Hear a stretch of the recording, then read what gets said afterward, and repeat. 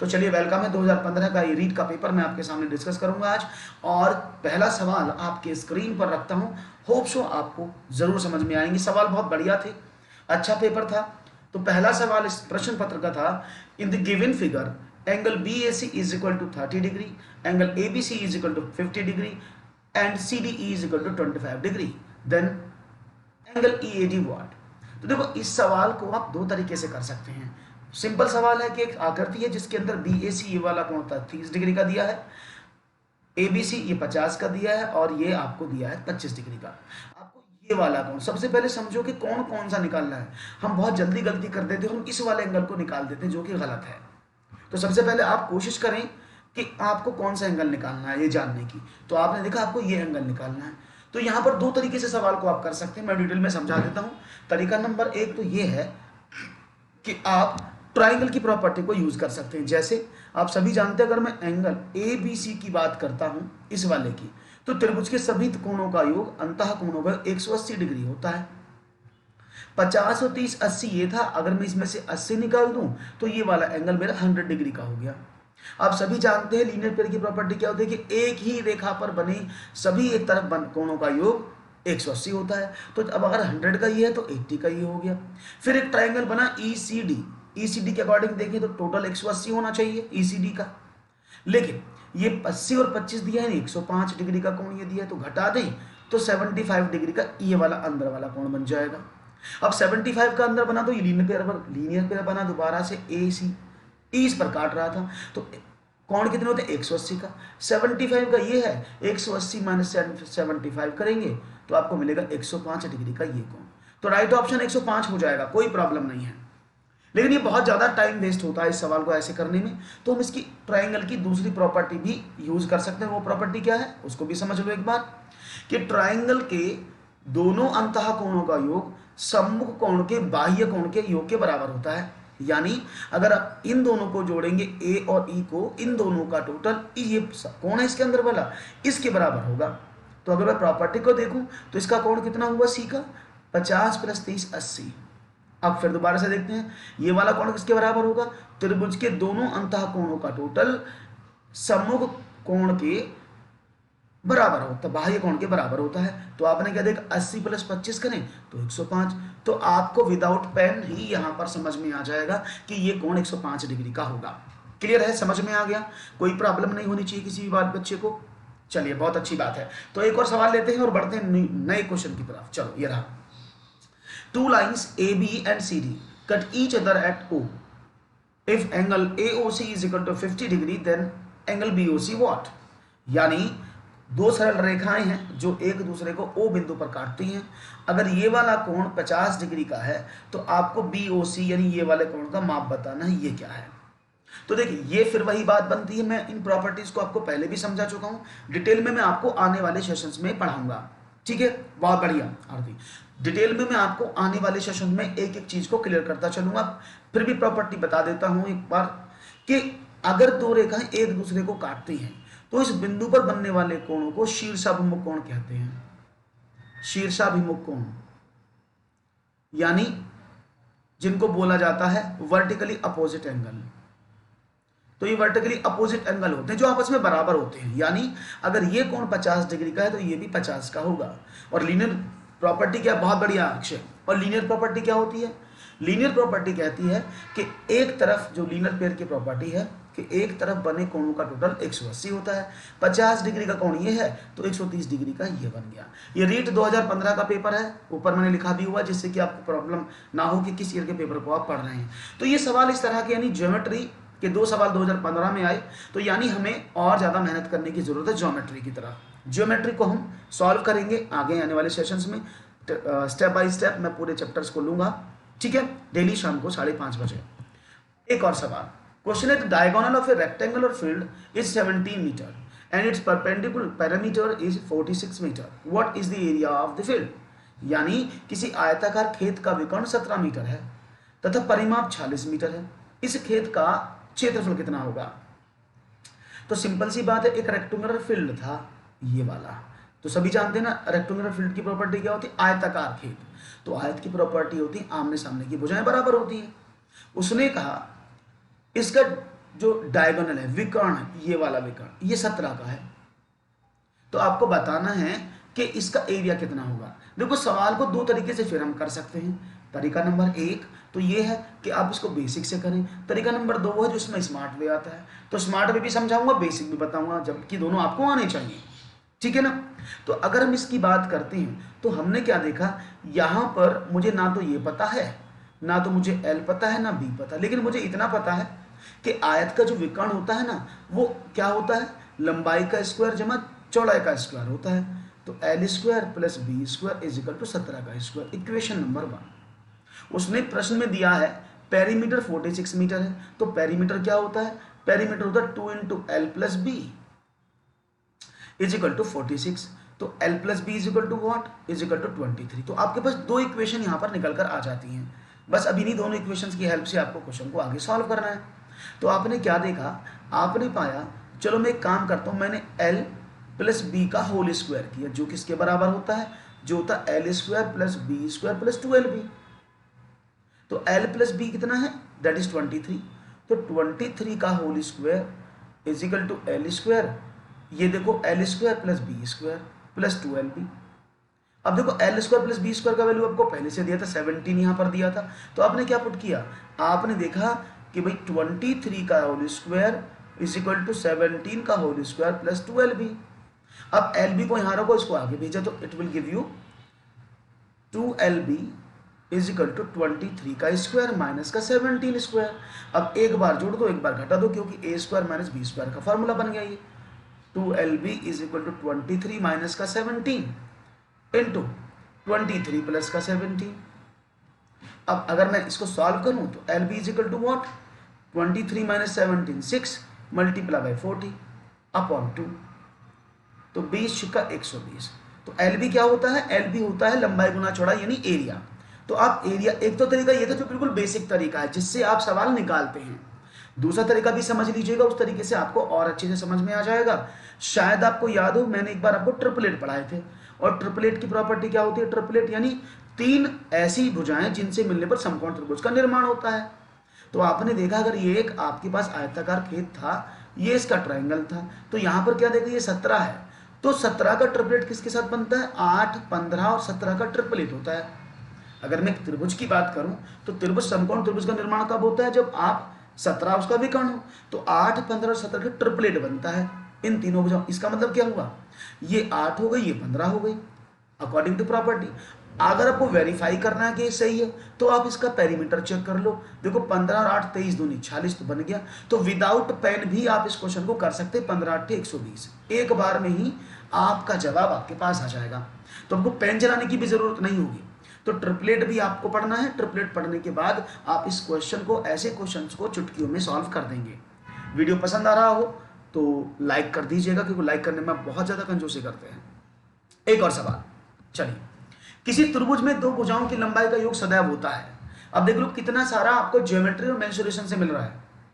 तो अभी रीट में आप फोकस किस पर ज्यादा करना है, ज्योमेट्री पे भी पूरा फोकस करना है, और साथ साथ में मेंसुरेशन पर भी करना है, क्योंकि ज्योमेट्री मेंसुरेशन बहुत इंपॉर्टेंट पार्ट है जिनमें से सवाल निकलता है। सवाल है, the sum of length of two side of a triangle is always less than third, greater than third, equal to third और 2/3 टू थर्ड। यानी किसी त्रिभुज में दो भुजाओं की लंबाई का संयोग सदैव तीसरी भुजा से छोटा होता है, तीसरी भुजा से बड़ा होता है, तीसरी भुजा के बराबर होता है, या फिर तीसरी भुजा का 2/3 होता है। तो शायद आपको पता हो ट्रायंगुलर की प्रॉपर्टी, एक ट्रायंगुलर, एक त्रिभुज सिर्फ एक कंडीशन में प्रिपेयर आप कर सकते हैं। पहली कंडीशन है कि उसमें 3 भुजाएं हों, और दूसरी कंडीशन है वो तीनों भुजाएं बंद आकृति का निर्माण करती हों, यानी बंद आकृति का निर्माण यानी वो एक क्लोज सर्किट बनाती हों। पहली प्रॉपर्टी तो ये सीटेट में सवाल आया था, ये वाला। दूसरी बात, सेकेंड टर्म क्या है, सेकेंड टर्म ये है कि जब आप इस सवाल को ऐसे कर लेते हैं तो एक प्रॉपर्टी बनती है, त्रिभुज तभी पॉसिबल है अगर त्रिभुज की दो भुजाएं, दो छोटी भुजाएं, जैसे यहां पर 5 है, यहां पर 7 है और यहां पर लिखा है 9। तो त्रिभुज की दो छोटी भुजाएं 5 + 7 बड़ी हों का योग बड़ा होगा तीसरी भुजा से, तभी पॉसिबिलिटी बन सकती है एक ट्रायंगल को बनाने की। बहुत बढ़िया, तो समझ लीजिएगा, दोनों भुजाओं, छोटी भुजाओं का योग सदैव बड़ी तीसरी भुजा से बड़ा होता है। तो हमेशा याद रखिएगा, तभी ट्रायंगल है बन सकता है। अगर आप ऐसा बनाना चाहें ना 5, 6 और 11 तो ट्रायंगल नहीं बनेगा। इस माप का ट्रायंगल एग्जिस्ट नहीं करता है, क्योंकि अगर आप 5 और 6 दोनों को जोड़ते हैं तो वो बड़ा नहीं होता, 11 से बराबर होता है, तो इस वाली प्रॉपर्टी पर ट्रायंगल नहीं बनेगा। याद, गुड इवनिंग संतोष जी, याद रहेगा। तो दो छोटी भुजाओं का टोटल हमेशा तीसरी भुजा से बड़ा होता है, या आप ऐसे भी कह सकते हैं कि तीसरी भुजा, तीसरी बड़ी भुजा दोनों भुजाओं के योग से छोटी होती है। तो ये दोनों प्रॉपर्टी सेम है, तो इसमें कंफ्यूज नहीं होना है। तो राइट ऑप्शन क्या है कि त्रिभुज में दो भुजाओं की लंबाई का योग सदैव तीसरी भुजा से बड़ा होता है। B is the right answer. बहुत बढ़िया। एक और सवाल आपकी स्क्रीन पर ये रहा। दो घनों के आयतनों का अनुपात 27:64 है, यानी the ratio of the volume of to cubes is 27:64। What will be the ratio of their surfaces? समझिएगा सवाल को। Ratio of volumes of to cubes मतलब क्या हुआ कि यहां पर दो क्यूब दिए हैं। अब क्यूब तो सब जानते हैं आप, क्यूब ऐसा होता है जिसकी सारी भुजाएं बराबर होती हैं। बहुत बढ़िया, बहुत बढ़िया आरती। तो यहां पर क्यूब दिया हुआ है, उसने कहा एक दो क्यूब का वॉल्यूम क्या होता है? ए क्यूब। तो पहले वाले का A1 क्यूब, दूसरे वाले का A2 क्यूब। उसने कहा कितना है? 27:64 है। तो मैंने क्या देखा, मैं इसको ऐसे कर सकता हूं ना, A1/A2 का क्यूब इज इक्वल टू 27/64, या फिर आप ऐसे कर सकते हैं A1/A2 इज इक्वल टू 27/64 का क्यूब रूट, दैट इज 3/4। यानी आपको सीधा पता चला कि उसकी भुजाएं किस अनुपात में है? A1 और A2 का अनुपात 3/4 के रेशो में है। उसने बोला इसका सरफेस क्या होता है? Total surface area of A cube always be 6a²। सारी फेसेस का एरिया निकालकर जोड़ दो। तो यानी अगर मैं इसके सरफेस एरिया की बात करता हूं तो 6a1² आपसे पूछा है, तो A6 से 6 कट गया। A1 कितना है? 3, A2 कितना है? 4। इन दोनों का स्क्वायर किया तो व्हाट यू विल गेट? 9:16। तो समझ में आया? सही जवाब है 9:16। क्लियर हो गया? बहुत बढ़िया। तो ये भी आपका क्लियर हो गया है। आगे बढ़ते हैं। तो रीट का 2015 के देखो सवालों पर फोकस करो, इससे आपको आइडिया मिलता है कि आपको किस चीज की प्रिपरेशन ज्यादा करनी है। देख रहे हैं ना आप, सबसे ज्यादा क्या आ रहा है अभी तक? आपको मेंसुरेशन के ही सवाल आए हैं या ज्योमेट्री के सवाल आए हैं? आगे बढ़ते हैं। Mathematics is the science of, गणित विज्ञान है। अब पेडागोगी का सेक्शन देखते हैं। इसमें पेडागोगी में क्या क्वेश्चन आए थे? स्थान का, शिक्षा का, गणनाओं का या मानव जीवन का। Mathematics is the science of space, science of education, science of calculation और साइंस ऑफ और लाइफ ऑफ ह्यूमन। तो इसका जवाब तो बहुत आसान है, आप तरह तरह से देते हैं इसका जवाब, लेकिन बिल्कुल सही किया आपने अक्षय। दैट इज गणनाओं का, इसको बोलते हैं गणना। गणना मीन्स कैलकुलेशन। इसका मीनिंग आप ऐसे समझ सकते हैं, जो गणित शब्द है मैं आपको डिटेल में बता देता हूं जिससे कि भूले ना आप। गणित शब्द अंग्रेजी के मैथमेटिक्स से लिया गया है ना? ये मैथमेटिक्स से बना है, और मैथमेटिक्स लैटिन भाषा के दो शब्दों का मेल है।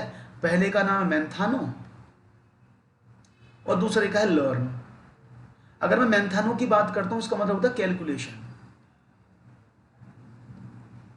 और इसका मतलब होता है लर्न। अगर मैं इसका हिंदी में मतलब निकालूं तो कैलकुलेशन मीन्स गणना, लर्न मीन्स सीखना।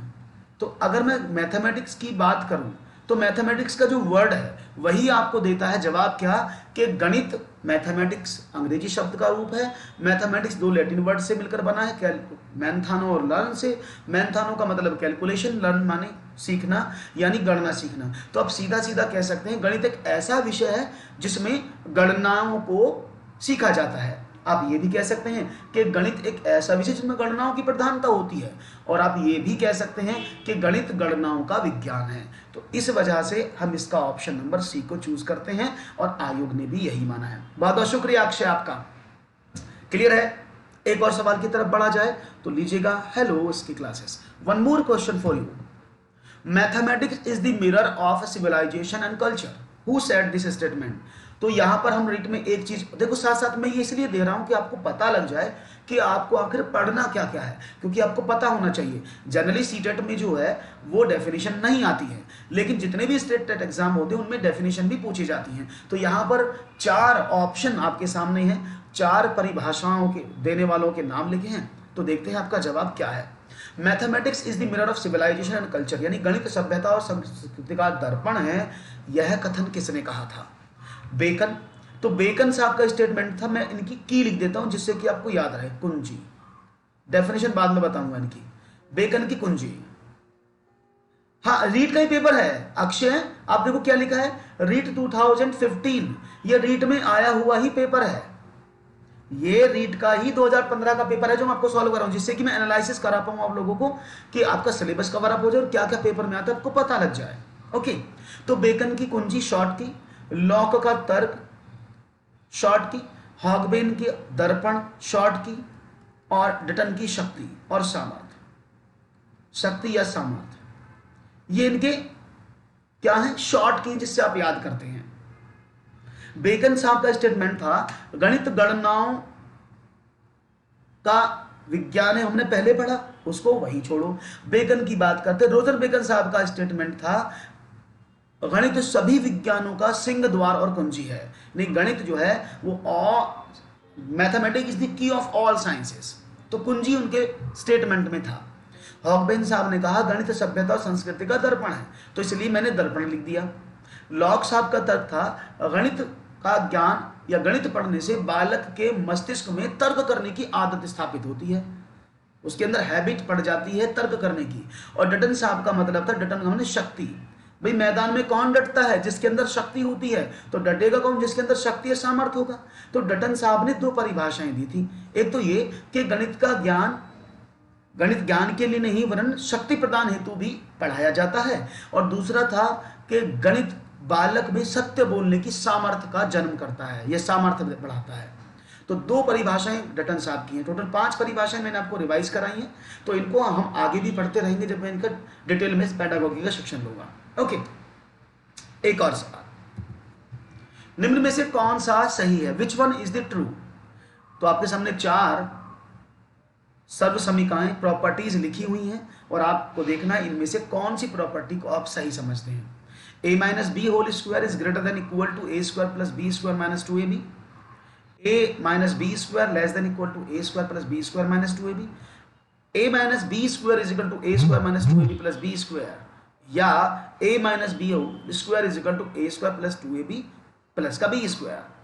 तो सब जानते हैं जो फॉर्मूला है, बेसिक सा फॉर्मूला जो आप सब पढ़ते आए हैं, क्या कि भाई a माइनस बी का होल स्क्वायर बड़ा नहीं होगा इससे, क्योंकि इसके बराबर होता है, छोटा भी नहीं होगा क्योंकि इसके बराबर होता है, बिल्कुल। तो a माइनस बी का होल स्क्वायर होता है पहले का स्क्वायर जमा दूसरे का स्क्वायर माइनस दोनों की गुणाओं का डबल, ये फॉर्मूला होता है, ये प्रॉपर्टी होती है। तो आप सबने सी जवाब देकर के इस सवाल को धन्य कर दिया है, सवाल भी खुश हो रहा है, यस कि आज अच्छे जवाब मिल रहे हैं मुझे, very nice. One more question for you guys, चलिए, what is the importance of mathematics at primary level. ये बड़ा कंफ्यूजिंग सवाल है, इस सवाल को लेकर बड़े लोग परेशान रहते हैं कि सर इंटरनेट पर कुछ मिलता है, यहाँ पर कुछ मिलता है, कोई इंटरनेट पर कुछ डाल देता है। तो इस सवाल का जवाब आयोग ने क्या माना और आपने क्या ना माना है, इसको अब हम क्लियर करेंगे। क्वेश्चन है, प्राथमिक स्तर पर गणित का महत्व क्या है। 1 सांस्कृतिक, बी सामाजिक, सी धार्मिक, या डी मानसिक। तो देखते हैं, सबसे पहले जवाब आया दिलबर जी का, जिन्होंने बी का है, डी का है, बहुत बढ़िया। तो आपको बता दो, हालांकि इसमें तो साफ साफ उत्तर लिखा है, कक्षा 1 से लेकर कक्षा 5 तक बालक को मेंटल मैथमेटिक्स यानी मानसिक रूप से गणित पढ़ाया जाता है। कुछ लोग बोलते हैं कि सर इसमें व्यवहारिक भी आता है, कि व्यवहारिक भी पढ़ाया जाता है, लेकिन शायद व्यवहारिक गणित की डेफिनेशन आप अभी अच्छी तरह से नहीं जानते हैं। आज थोड़े से बढ़ जाएंगे, ये तो पुराना पेपर है, तो थोड़ा सा हम इससे आइडिया ले सकते हैं कि किस तरह का पेपर आता है, उसमें टफ सवाल बनने की उम्मीद बन जाती है। तो व्यवहारिक की मैं बात करता हूं, तो व्यवहारिक की अगर हम बात करते हैं, व्यवहारिक को बोलते हैं आप बिहेवियर समझते हैं, लेकिन व्यवहारिक गणित का अंग्रेजी रूप होता है अप्लाइड। और अप्लाइड जानते हैं, अप्लाइड मैथमेटिक्स आपने देखा होगा, मैं एमएससी कर रहा हूं अप्लाइड मैथमेटिक्स से, मैं बीएससी कर रहा हूं अप्लाइड मैथमेटिक्स से, अप्लाइड फिजिक्स से, अप्लाइड केमिस्ट्री से, तो वो अप्लाइड वर्ड जो है वही व्यवहारिक है। तो उसका मीनिंग समझने की कोशिश करना कि ये व्यवहारिक होता क्या है। इसकी डेफिनेशन बहुत सिंपल सी है। आप गणित का प्रयोग करके जब दूसरी ब्रांचेस की प्रॉब्लम को सॉल्व करते हो, यानी गणित को छोड़ करके किसी और ब्रांच की प्रॉब्लम को सॉल्व करने की कोशिश करते हो, तो उस गणित को व्यवहारिक गणित या अप्लाइड मैथ कहा जाता है। लेकिन बालक कक्षा 1 से 5 तक का जो होता है वो सिर्फ गणित को मानसिक रूप से तर्क मजबूत करने के रूप में एनसीएफ ने उसको पुट किया है। जबकि व्यवहारिक जो होता है 6 से 8 तक वो पढ़ाया जाता है, और ऊपर भी चलेंगे तो व्यवहारिक गणित आपके सामने मिलता रहता है, जहां पर आप दैनिक लेन देन, आप किसी को उधार दिया, नकद दिया, आपने किसी का बही खाता जांच किया, आपने बैंक की जांच की, अपनी पासबुक को मिलाया, ये सब जो है, या आपने सब्जी खरीदी, तो ये सब के ये व्यवहारिक में आता है। इसलिए कक्षा 1 से 5 तक याद रखिएगा हमेशा मानसिक, और कक्षा 6 से 8 तक व्यवहारिक। ये दोनों क्वेश्चन आपको कंफ्यूज करते हैं। Is it clear? सब लोगों को समझ में आया मैंने क्या बोला? बहुत बढ़िया। One more question for you. मनुष्य की गतिविधियों में, मैं पूरे करा रहा हूं अक्षर, अभी 10 तारीख तक ही पेपर ही चलेंगे, डोंट वरी। शाम को 5:30 बजे क्लास होता है और ये पेपर डेली सॉल्व में करा रहा हूं। ओके। मनुष्य की जिन गतिविधियों में गणित का सर्वाधिक उपयोग होता है वह कौन सी हैं? 1 सांस्कृतिक, मनोवैज्ञानिक, सामाजिक या आर्थिक। गणित की किन गतिविधियों में, यानी most of the use of mathematics done in the activity of human life, that is what? सांस्कृतिक, मनोवैज्ञानिक, सामाजिक या फिर आर्थिक। तो यहां पर भी लोग कंफ्यूज हो जाते हैं। सामाजिक नहीं होगा, इसका जवाब आर्थिक होगा, क्योंकि समाज में जो लोग रहते हैं वो भी इसका यूज करते हैं, लेकिन जो लोग समाज के बाहर रहते हैं, बहुत से लोग हैं जो खाना बदोश हैं, जो बाहर है, जिससे समाज से कोई मतलब नहीं है, वो भी गणित का यूज करते हैं। किस रूप में?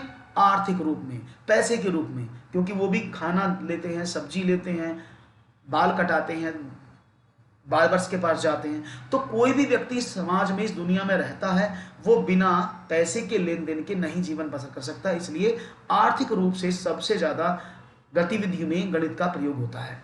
Right option D. One more question. चलिए, evaluation is closely related with what? मूल्यांकन का निकटतम संबंध किससे होता है? ए कंटेंट यानी विषय वस्तु से, बी इवेल्युएशन स्ट्रेटेजीज यानी मूल्यांकन प्राविधियों से, सी ऑब्जेक्टिव यानी उद्देश्यों से, या डी प्रोसेस ऑफ लर्निंग से। तो सबसे ज्यादा मनुष्य की जो गतिविधियां हैं उनमें किसका प्रयोग सबसे ज्यादा होता है? A B C D 4 option आपके सामने दिए हैं, और यहां पर मिला है जवाब मुझे डी सीखने की क्रियाओं से। चलो देख लेते हैं। देखिए, याद रखिएगा, पहले इवेल्युएशन का मीनिंग समझो। इवेल्युएशन का मीनिंग क्या होता है तो आपको समझ में आ जाएगा। इवेल्युएशन का मीनिंग होता है अचीवमेंट, इसको बोलते हैं उपलब्धि प्राप्त करना। इन उपलब्धि का मतलब क्या है? उपलब्धि का मतलब होता है कि बालक अगर किसी कक्षा में पढ़ रहा है तो उसको क्या अचीवमेंट हुआ, इवेल्युएशन उसको निर्धारित करते हैं। बालक ने कितना सीखा, उस सीखने के आधार पर बच्चे को आप उपलब्धि देते। जैसे कक्षा 5 में वो पास हुआ, उसको कितने प्रतिशत अंक मिले, उसकी कौन सी रैंक बनी, कितना टॉप किया, ये सब चीजें क्या है? मूल्यांकन में आती हैं, ठीक है ना। लेकिन मूल्यांकन का जो मतलब है, अगर हम सीखने की बात करते हैं तो इसका एक भाई होता है जिसको बोलते हैं डायग्नोस्टिक टेस्ट। वो भी इसके जैसा ही होता है। इवेल्युएशन में पेपर बना के देते हो, डायग्नोस में भी देते हो, लेकिन दोनों के ऑब्जेक्टिव्स अलग अलग हैं। इसका ऑब्जेक्टिव सिर्फ और सिर्फ होता है इवेल्युएशन का कि बालक के अचीवमेंट्स को टेस्ट करना कि कितने अचीवमेंट लिए। वहीं डायग्नोस्टिक टीचिंग का ऑब्जेक्टिव होता है कि बालक ने जो पढ़ा रहे हैं और बालक पढ़ने में किन समस्याओं का सामना कर रहा है, बालक को किस क्षेत्र में प्रॉब्लम हो रही है, उसकी समस्याओं का स्तर क्या है। तो दोनों की नेचर तो एक जैसी है, लेकिन अंतर क्या? ऑब्जेक्टिव्स का, उद्देश्यों का। इसके उद्देश्य बिल्कुल अलग हैं। हालांकि कंटेंट की बात करें, डायग्नोस कंटेंट पे भी काम करता है, विषय वस्तु पे भी काम करता है। मूल्यांकन प्राविधि, यानी प्राविधि जानते हैं ना, मूल्यांकन करने के तरीके, जैसे रिटन टेस्ट, ओरल टेस्ट, तो इवेल्युएशन उनसे रिलेटेड नहीं करता। These are methods to find out that particular task. और सीखने की क्रियाओं से बालक ने किस तरह से सीखा, ये मैटर नहीं करता है कि लर्निंग प्रोसेस क्या रहा। मैटर ये करता है कि लर्निंग प्रोसेस के आधार पर उसने लर्निंग प्रोसेस सीखा कि नहीं सीखा, उसने कॉपी में कितना लिखा, मार्क्स कितना है, इवेल्युएशन उस पर डिपेंड करता है। ऐसा बहुत सारे बच्चे देखते होंगे ना आप कि क्लास में बैठा है, बोलते हैं, आप खूब बोलते हैं अपने दोस्तों से, यार उसने सारा मेरी कॉपी से किया था, सारा मेरी कॉपी से उतारा है, उसके नंबर ज्यादा और मेरे नंबर कम है। ये आपके पास जनरल टर्म्स बहुत सुनने को मिलता होगा। That is evaluation. आपने अपनी कॉपी में क्या लिखा डजंट मैटर, दूसरे ने अपनी कॉपी में कहां से लिखा, आपकी कॉपी छीनी, उसने आपको तमंचा दिखा के लिखा, मास्टर जी को तमंचा दिखा के लिखा, ये सब डिपेंड करता है पहले की बात पर। लेकिन जब इवेल्युएशन हुआ तो इवेल्युएशन का मतलब है सीधा कि बच्चे ने कुछ किया है, लिखा है, तो उसको मार्क्स मिलेंगे, उसको उपलब्धि मिलेगी। Is it clear?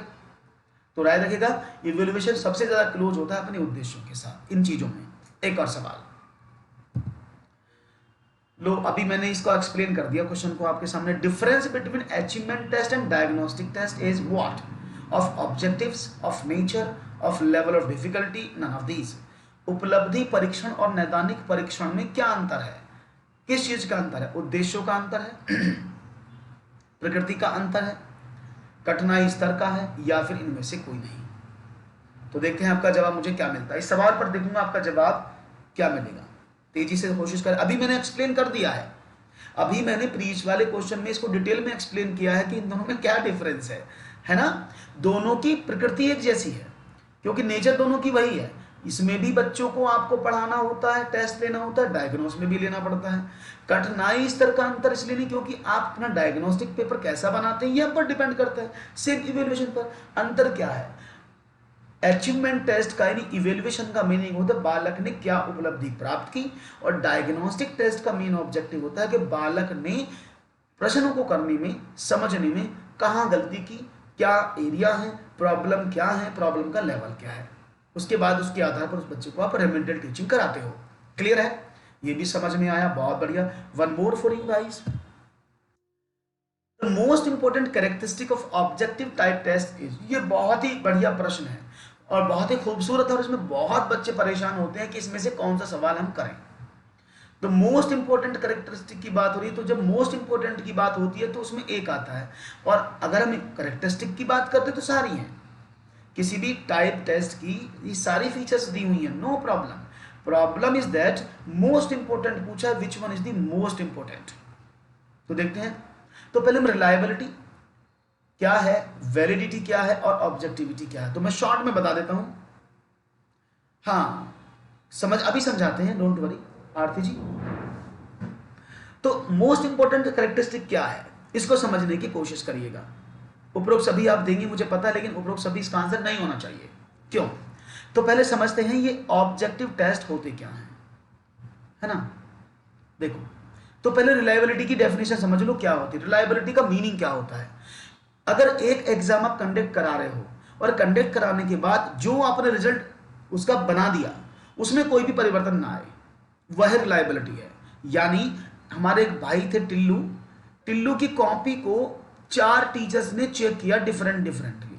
हमने टिल्लू की कॉपी की, जो उसने इवेल्युएशन करते समय, अपना एग्जाम देते समय कॉपी लिखी, हमने उस कॉपी की 4 फोटो कॉपी कराई और एक एक टीचर को दे दिया, और चारों टीचर ने कॉपीज को चेक किया।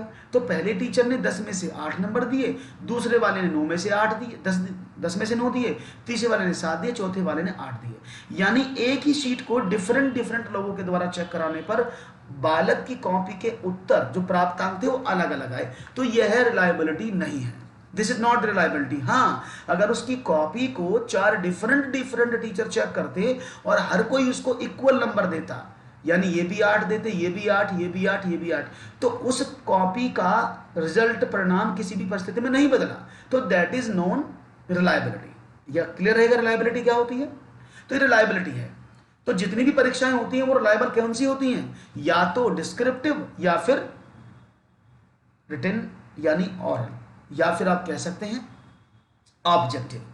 तो डिस्क्रिप्टिव पेपर कभी भी रिलायबल नहीं होता क्योंकि उस पर टीचर का इंडिविजुअल इफेक्ट पड़ता है, अपना इफेक्ट डालता है टीचर उस पर। तो रिटन एग्जामिनेशन, डिस्क्रिप्टिव एग्जामिनेशन कभी भी विश्वसनीय नहीं होते, इसलिए विश्वसनीय परीक्षा मानी जाती है ऑब्जेक्टिविटी।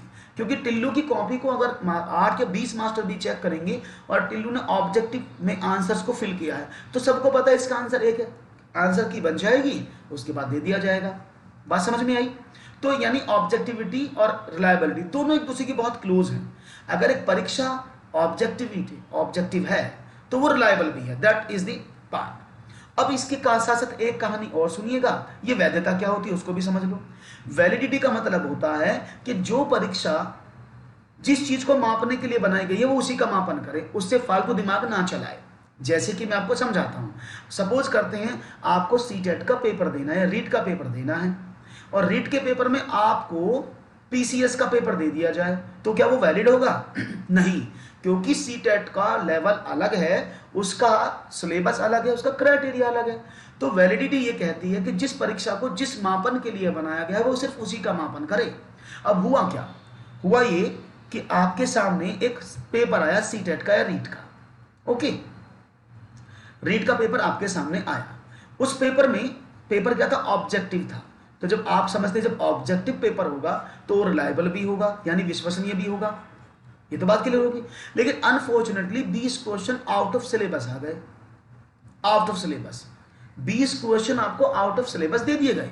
जब 20 क्वेश्चन आपको आउट ऑफ सिलेबस दे दिए गए तो क्या आपका परीक्षा वैलिड होगा? क्या आप उसको खुशी खुशी स्वीकार कर लेंगे? नहीं, आप सीधे कोर्ट जाएंगे ना। तो देखो, परीक्षा ऑब्जेक्टिव थी, परीक्षा रिलायबल भी थी, यानी वो विश्वसनीय भी थी और वस्तुनिष्ठ भी थी। उसके बावजूद परीक्षा बेकार हो गई, रद्द हो गई। क्यों? क्योंकि सिलेबस में आउट ऑफ सिलेबस क्वेश्चन थे। तो इसलिए अगर ये दोनों रिलायबिलिटी और ऑब्जेक्टिविटी पेपर में हैं, लेकिन अगर वो परीक्षा वैलिड नहीं है तो वो परीक्षा बेकार है। होने को तीनों गुण हैं, लेकिन अगर मैं मोस्ट इंपोर्टेंट फीचर्स की बात करूं, दैट इज वैलिडिटी। सबसे पहले परीक्षा का वैलिड होना बहुत जरूरी है। अभी समझ में आ गया? क्लियर होगी डेफिनेशन क्या है, इनका मीनिंग? तो समझ में आया होगा तो बहुत अच्छी बात है। तो भाई अगर आपको समझ में आया तो चैनल को वीडियो को लाइक शेयर जरूर कर दें, और फिर शाम को 5:30 बजे मुलाकात करेंगे। और चैनल को सब्सक्राइब करना बिल्कुल ना भूलें, जिससे कि आपको ऑल नोटिफिकेशन पर क्लिक कर लें, जिससे आपको सारे नोटिफिकेशन मिलते रहें। तो चलता हूं, कल फिर मिलूंगा 5:30 बजे। तब तक के लिए दीजिएगा इजाजत, नमस्कार। और हाँ, आपको मैंने बताया था अगर आप अनअकैडमी प्लस पर पढ़ना चाहते हैं तो अनअकैडमी प्लस पर भी आप मुझसे पढ़ सकते हैं। LKR लाइव, ये मेरा रेफरल कोड है, आप यूज कर सकते हैं और आसानी से एंजॉय कर सकते हैं प्लस फीचर्स का। ओके, इस वाले की बात कर रहे हैं अक्षय, नहीं 30 नहीं 15 कल होंगे, 15 कल होंगे अक्षय, आज 15 कल 15। आरती, पहले वाले क्वेश्चन को बता दो। आरती इस वाले की बात कर रही है, कौन से क्वेश्चन की बात कर रही हैं आप? ये वाला, ओके। तो इवैल्यूएशन मैंने आपको बता दिया था। डायग्नोस्टिक टीचिंग की बात मैं कर रहा था कि अचीवमेंट टेस्ट और diagnose test, achievement test evaluation होता है, तो इन दोनों में ऑब्जेक्टिव का अंतर है। क्योंकि डायग्नोस जो होता है, जो निदानात्मक परीक्षण होता है, उसका उद्देश्य होता है बालक में होने वाली त्रुटि, कमी, प्रॉब्लम का लेवल, ये सब जानना। जबकि अचीवमेंट टेस्ट में ऐसा कुछ भी नहीं होता है। अचीवमेंट टेस्ट में आप सिर्फ जो बच्चे ने लिखा उस पर मार्क्स प्रोवाइड कराते हैं। तो इन दोनों में ऑब्जेक्टिव्स का डिफरेंस है। Is it clear? तो अगर वीडियो अच्छा लगा तो लाइक करो, फिर कल मुलाकात करते हैं। तो दीजिएगा इजाजत, तब तक के लिए नमस्कार। Thank you very much for joining me. Have a good day. नमस्कार।